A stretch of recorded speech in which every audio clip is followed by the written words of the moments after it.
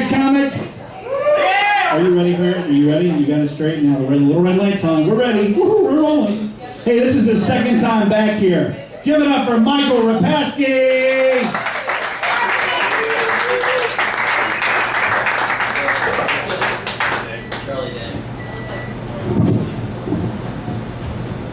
Starting to panic a little bit. I don't have a book full of jokes for you guys tonight. I gotta really tag up with the other comedians, figure out where to pick one of those up. Since I don't really have shit. So there's this new fad on YouTube. It's hate videos. It's where any dumb son of a bitch gets in front of a camera and decides he's gonna start telling you everything that he hates about. I think it's pretty pitiful, but I'm gonna subject you all to it tonight because you can't mute me or turn me off or close off your browser, so just fucking deal with it. So here's all the details on everything that I hate. And I said details, not details, because I'm not a fucking gay. First thing I hate is those among us who talk like they're sending you a text message. When you get up and leave the room, you don't have to say BTW. I assume that you're on your way back. Whenever you tell me a joke, don't feel it necessary to say JK. You can say, I'm just kidding, Mike. And finally, whenever I'm funny, which thus far this evening hasn't been very much, you don't need to say lol, because if in fact you were lolling, you would not be able to say lol, because it means laugh out loud. Fucking retard. You're a retard, not a retard. Anytime I say retard and you correct me and say retard, you fucking suck, because you're not Zach Galifianakis and you're not from The Hangover, so give it up. The other thing that I really hate is sexting. Don't get me wrong, I love to have pictures of naked women all over my portable lookity box, but here's the problem. I don't know how to do it. I'm struggling because everything that I do, talking to women, buying them drinks, listening to them blab on about wanting the right to vote, it sucks. I can't get them naked doing that, but somehow some subset of the male population has figured out how to do it in less than 150 characters. And that really pisses me off because, ladies, the guy on the other side of the text message looks like that. And that's pretty bad. What else do I hate? I hate one-night stands. No, I really don't. I really don't hate one-night stands. You can do some pretty fucked up shit on a one-night stand.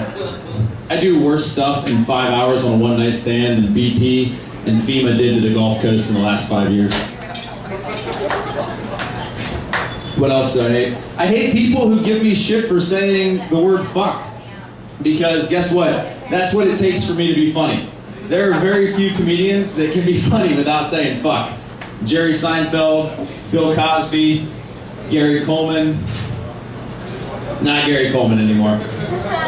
But like all tragedies, there is a bright side. They were able to cut costs on his funeral. Whenever they flew him home, they took him as a carry-on. Can you imagine his little black ass in your laptop bag? Just carrying him along. What else do I hate? I hate eye doctors. $500 to stand in front of the machine and have somebody ask me which is better. Better number one or number two? Number two or number three? Now, I'll do an Indian accent because everyone's eye doctor is Indian. And if you don't think your eye doctor is Indian, you're a fucking liar. I promise you that. Next one, I hate racism. I know. It's quite the juxtaposition from the last joke that I just told. But here's why I hate racism. Because it's not that I actually hate racism, I actually just hate the thought of being considered a racist.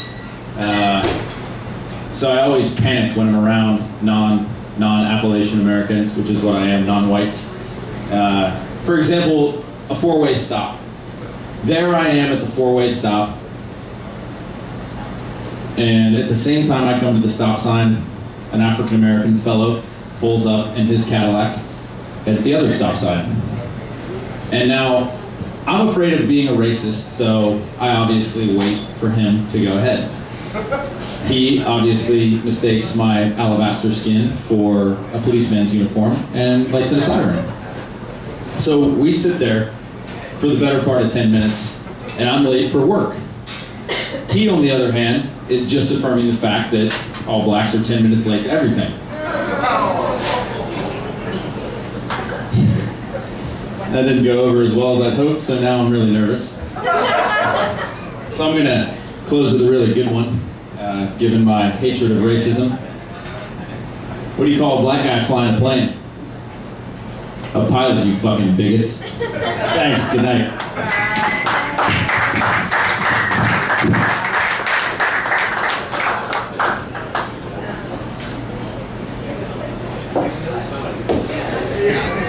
Michael Rapaski. Look at that guy. He hates a lot of shit. That sucks. You're still on? Why are you still on? You're better than me. Yeah. I don't know. Opinions vary. Anyway, you guys, we've finally reached the halfway point in the evening. No, I'm kidding. I'm kidding. Only a couple more comics left. This guy, very, very funny guy. He does. He's at the 955 Club a lot, and he runs the room at Fallout. And he actually is a Jew. So there you go. Give it up for Josh Saucier.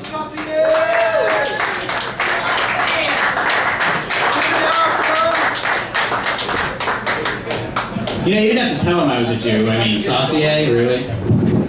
They could have figured that out. So, I have a serious question for you guys. I was thinking about this. If you have, like, a cross tattoo, like one of the big fancy ones, and then you get turned into a vampire, does that, like, suck forever? Is that how that works? I know. That's what I'm saying. Also, do you think the reason there's no unicorns is those two on Noah's Ark were just delicious? Yes. See? I asked that of John Reeves, and he's like, dude, that's stupid. Everybody knows there's no such thing as Noah's Ark. There's no unicorns because they're gay. Is that John Reeves laughing? Oh, okay. So, man, that's more fun than a basement full of co-eds. I was shopping recently, and I'm checking out at Walmart, and I'm loading my crap up on the conveyor belt, and I've got this giant bag of Reese's peanut butter cups, and the cashier's, oh, I love those, I love Reese's cups, but I can't eat them because I'm allergic to them. How the hell do you know you love them if you're allergic to them? Why would you eat something that makes you swell up and then die? And then I realized everything I eat makes me swell up and die. Just slowly. I do actually, I'm okay with it though. I have a simple creed for my life. I've lived my entire life as though I were a G.I. Joe. My entire life. When I was a little kid, I would get up every single morning, I would jump out of bed, I would kick the door down, I was going to find Cobra, and I was going to kick his ass. Except they didn't say ass because I was 6. Today, as an adult, same exact thing. Every single morning, I roll out of bed, and I feel exactly like a G.I. Joe. My hand cramps like this, I don't bend at the waist anymore.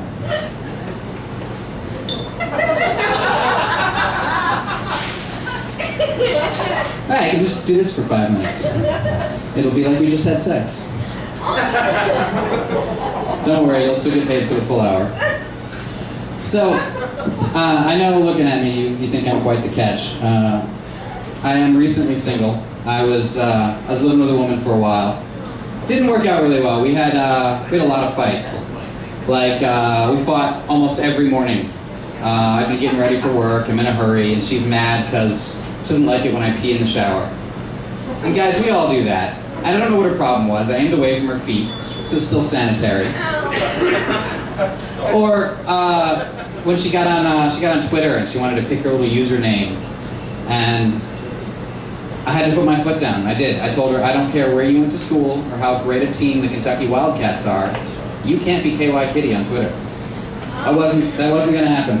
Not in my house. What your dad paid the rent on.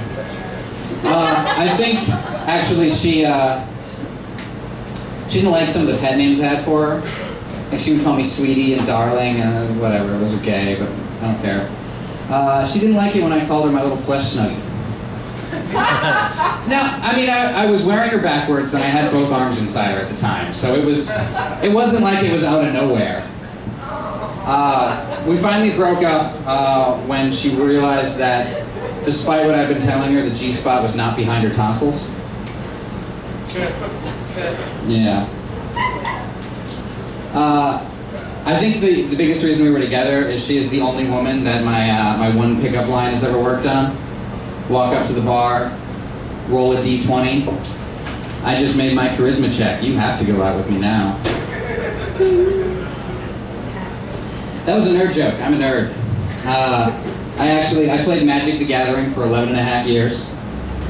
And I quit. You know, I'm off the sauce. And I was hanging out at a bar recently, and a friend of mine who I used to play Magic cards with comes up and says, "Hey man, I remember you. Yeah, you played Magic." Yes. "Yeah, you played black decks all the time. And we called you the king of black decks. You loved black decks." And then a girl walked over. "Did that guy just say you love black dicks?" I told her yes. It was far less embarrassing than what we were actually talking about. Dave did mention that I'm your Jew for the evening. It's okay. Diem has met its quota. And I mentioned that I'm recently single. I figured I'd check out online dating. Specifically, I hopped on JDate, the Jewish singles site. This will be cool. I'll meet some other Jewish singles. There's nobody on there. It's dead. It's like MySpace. Figure everybody's gone somewhere. I was trying to find them. I found them. If you guys want to meet some Jewish singles, do what I did. I now have a profile on freecreditreport.com. Ladies, I'm a 720. I like Spielberg movies and short walks on the Sabbath.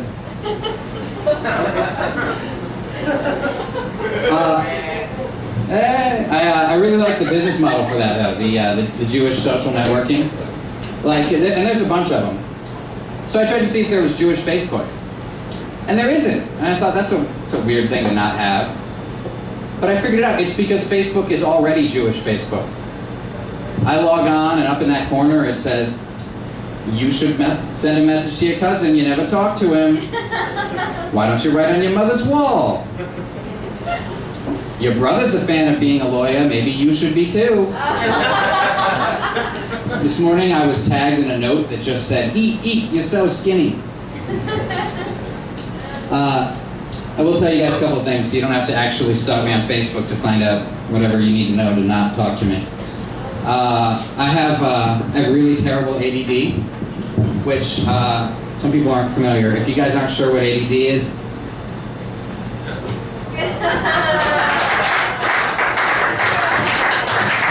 Joshua Saucier. And, he's due in September. So. Oh, come on. All right, guys. Your next comic, very, very funny kid. He was in the Richmond Funny Bone Clash of the Comics this past Tuesday.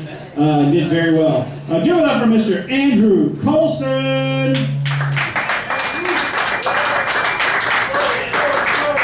Another guy who went to sitting down for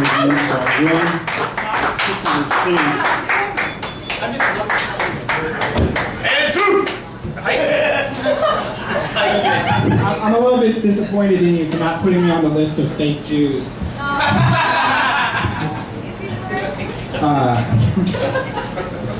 Saturday night I went to a party, and on the drive home, the DD, I got a blowjob. I just wanted to tell everybody about that. But while it was happening, I got this thought in my head, and it was just that, God, there's no way that being gay is a choice. I mean, like, all right, ladies out there, there's lots of ladies out there. Let me give a woo. Beautiful. All right, I have a question for all of you three. How often does this happen to you? This is fantastic. I love this. This is the best thing that's ever happened to me. Twice a week. Twice a week? Damn. Well, then maybe being gay is a choice. I'm always worried that I might get a girl pregnant, but I know that if I did, I would treat the baby like Moses and just put him in a wicker basket and send him down the river. There you go. I told that joke to my grandma, and she said that after I tell it, I should say to the audience that, so no, that's not really how you feel about babies. You shouldn't say that. You shouldn't say that about babies. You should say that, no, I love babies. Babies are cute, they're great, but they're not. They deserve to have a break dropped on their skull or something like that. Oh my abuela, she's great. I like to go over to her house and watch TV. There's a Spanish TV show called Caso Cerrado, which is it's like a court case show. And the other day they had a lady on there who's being sued because she's sued for stealing horse semen. Basically, she worked at a horse farm and at a spa, and what she was doing is she would steal the horse semen and sell it for $500 an ounce because it's really good use as a facial cream. And the whole show was very gross, and they had like a vet that came on and said that horse semen is, it's abusive to the horse, and in fact human semen is better for the face. And I'm pretty sure I'm going to use that as a pickup line. So I've talked to guys in my fraternity about how to get girls, and they said that if you want to get a girl, you have to manifest it. You have to say to them, I want to go on a date with you. And if you say that to them over and over, then eventually you'll go on a date with them. Or if you want to kiss them, then eventually you'll kiss them. And I'm pretty sure the way things are going with this new girl, I'm going to come on her face. Oh man, I learned recently that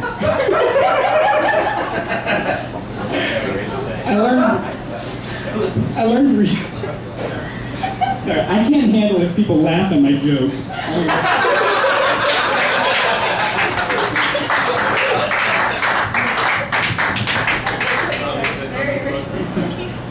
I learned recently that I associate food with sex. Like, if somebody borrows a movie from me and I want it back, I'll say, hey, if you give me that movie back, I'll suck on your nipples or give you a bagel. It's like, hey, I'll eat you out. I'll give you an 8-pack of Eggo waffles. But the thing about it is I won't use Cheerios just out of principle, because if you've ever seen the Cheerios commercials, they'll always have some 40-year-old bald guy sitting there saying, I eat Cheerios because it makes my heart better. I eat Cheerios because they taste great because I'm 19. But what was weird about it is that after they do this, they show a promotion for one of their new products, which was chocolate Cheerios. It was right at the end, they're like, and now eat chocolate Cheerios. And so I thought to myself, eat Cheerios if you want to live a long life, and eat chocolate Cheerios if you don't give a shit. But, the truth is that, whatever people believe, that's what the market's going to turn to. I was at Arby's today, and they have, this little pamphlet called, it's called, Perfect Pastures or something. And it goes on to say that, we at Arby's want you to live a healthy life, so we raise your cows to be healthy and live the natural way in a pasture being grass-fed. And what I got from that was that what Arby's is telling us is that they want us to be healthy and eat red meat. And that the natural way for a cow to live is to get fat enough to be roasted and put on a sandwich. The way God intended, a systematic killing of animals. But I'm a little bit of a hypocrite about it. I don't eat red meat, but I'll eat chickens because they'll claw your eyes out. But anyway, that's my time, so thank you.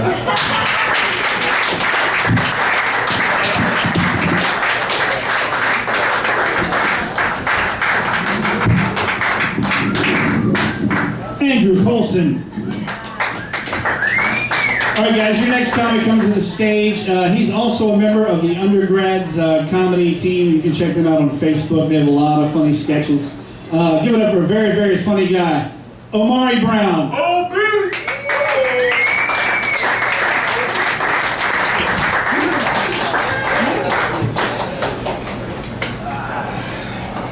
What's up? What's up? Just want to put out there that I am on Twitter. Is anybody else on Twitter? Yeah. All right, 2, 3 people. All right. You can. I'll give my name afterwards, so you can follow me and I can follow you. There's one person that I follow on Twitter. Is like a musical icon to me, and that person's name is Stevie Wonder. And I wanted to read you like one of his tweets tonight, if you don't mind. It was very inspirational, and his tweet reads, GXYPYL period XY question mark greater than equal than, this is like a star plus sign LOL. I don't know what that meant, but I know it's funny. Or lots of love. Oh, okay, that was an inside joke. Nobody else was here earlier to hear that. Anybody a fan of Star Wars? All right. You know that George Lucas is coming out with a sitcom, and he's letting his fans give him, just pitch him ideas for what type of show he wants it to be, even if he wanted it to be a comedy. So, being I'm a big nerd, a Star Wars fan, I got a great idea for him for the title of the show. It should be called The Greatest Star Galactic, and it's canceled. Or canceled the show is. Somewhat funny that joke was. Only for the Star Wars fans. Okay, alright, old jokes. Now it's time for new jokes. Alright, Beyonce is still on tour, and I was online the other day trying to get tickets for my girlfriend. And I realized the prices for the tickets were $20 to $275. Where are you sitting for $20? I don't know either, so I bought them. Once I got up to the ticketing booth, for the $20, I got a Beyonce CD. And the microphone fell. Yeah. And the wire fell, and now I'm going to yell. Because I don't know how to put the wire back in there. Well, let me try it. You can do it. Plug it in. Yeah. Oh, it works. And then now everybody can hear me. Now it's just awkward. Now it's going to be like back sweat. This is so awkward. Now I'm going to sweat profusely on the stage. I'm going to do it backwards this way, so I won't sweat as much, so you can see how much I sweat. All right. Now I'm going to turn around. All right. Another new joke. Facebook statuses. Okay. Why does everybody feel like they have to be like the best philosopher by putting up, a whole bunch of quotes that they didn't even make up? I have a lot of, dumb friends, and they put up quotes that, like a lot of smart people put up there. And say like if I got fired from my job and my dumb friend put up like a stupid quote like, if you teach a guy to fish, he'll learn how to eat forever. I'm like, what sense does that make? What does that mean? Oh boy, this is a new joke. That didn't work. All right. What other stuff I got up here? All right. Oh, taking pictures. I have a very expensive camera, and I get very paranoid when I'm at like a big place, say like New York, and I'm trying to get somebody to take my picture. I'm very paranoid that the guy may run off and take my camera. Say like if a guy say, oh you want to take a picture? I'm like yeah. Here's my camera. I said, oh wow, this is neat. This is a Canon 360 XY. I said, yeah, it is. Oh man, this is like $600? Yeah, it is. Hurry up and take the picture. In the long run, if you notice, if my friend on Facebook, like all my pictures, I'm already like in a go stance. Like I'm ready to take off, after the guy, just in case he, takes off my expensive camera. Sweating a lot up here.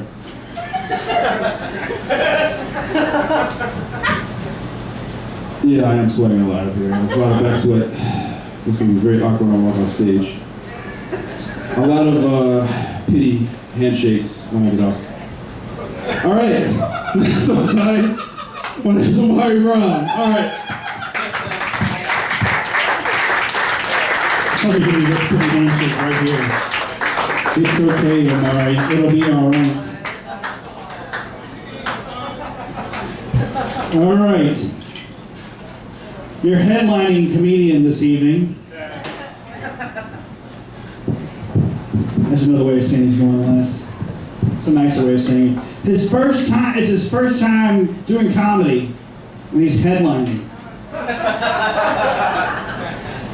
That's awesome. Yeah, way to work that out. This guy, usually when I say he's very funny, I don't know the guy, so I don't know. It might be funny. It might be shit, who knows? It's his first time. But his name sounds like a really weird character from a James Bond movie. Give it up for Mitch Goldich.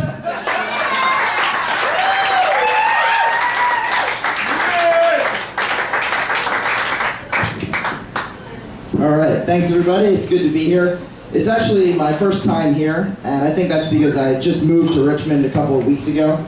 So I like Virginia so far, but I think I'm having a little bit of trouble adjusting to it. So I was trying to put my finger on why that might be, and I think it's because I've yet to buy any furniture for my new apartment. So you walk in my apartment, and I've got my bedroom, and I just have a mattress on the floor, and clothes in piles, and some stuff still in bags. And then you've got my living room, and in the living room I have a TV which is on the floor, and I sit on the floor to watch it, no couch, nothing, but whatever. It's not a big deal, I live by myself, I can have whatever furniture I want. But it did create an awkward situation on Saturday when I was at the bar trying to pick up some women, or probably more realistically just one woman. But I'm there and I'm thinking, I'm like, what happens if I actually convince some girl to come home with me? And we get there and I have no furniture. I bring her in, we open the door and we walk in and I'm like, all right, it's go time. Option 1 is my bedroom where we have a mattress on the floor. Option 2 is the living room where we just have the floor. I really don't have any comfortable place to have sex in my whole apartment. Luckily, I didn't bring any women home. So it's 3 o'clock in the morning and I'm drunk and I'm by myself. And I was like, damn. I don't really have any comfortable places to jerk off in my apartment. Seriously though, how depressing is it that I've arrived at a point in my life where literally the most comfortable seat in my home is the toilet? Guys joke all the time about, I'm gonna put a TV in my bathroom, it's gonna be awesome. For me, that's actually a realistic possibility and it would be an improvement on what I have now. But it's not all bad, I do like the apartment. It's fun. I like it because I'm just a few years out of college and it still feels like a college dorm. There's really only one difference between a college dorm and my apartment, and that's that there are a lot of old people on my floor. Not a lot, but just enough, and that's the thing, you don't really need a ton of old people to totally change the mood of a hallway. I'll give you an example of why the mood in my hallway is different than my college dorm. In a college dorm, someone will put like a dry erase whiteboard on their door, and it's basically an open invitation where they say, here's a great spot for a horribly offensive joke. And if you're not clever enough for a horribly offensive joke, just draw a giant picture of a cock on it, and that'll do. That did not fly with my 75-year-old neighbor across the hall, who coincidentally also was not pleased when I decided to walk to the trash room shirtless wearing just my boxers. But it's okay, I definitely had the last laugh, because I fucked her granddaughter on my living room floor. Thank you very much, everybody.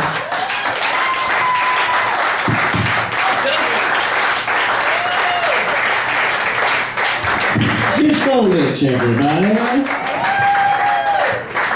Thank you guys so much for coming out. How about a hand for David Wingfield, your MC for the night? You did awesome. And how about a hand for yourselves for sticking around? We'll be back on June 21st. We'll see you then.